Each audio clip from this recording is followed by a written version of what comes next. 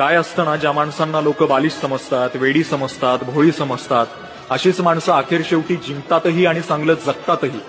पण जी माणसं स्वतःला शहाणं समजतात, कांड करतात, एखाद्याच्या मागणं काड्या करतात किंवा एखाद्याला फसवतात, अडवणूक करतात, लुबाडणूक करतात, गेमा करतात, अशी माणसं नीट सुखाने जगतही नाहीत आणि जिंकतही नाहीत. कारण काय आहे ना, देव तुमच्यातला भोळापणा, तुमच्यातला निरागस भाव, तुमच्यातला प्रामाणिकपणा बघत असतो आणि कर्म हे नेहमी ना तुमच्यातल्या वाईट गोष्टी बघत असतो.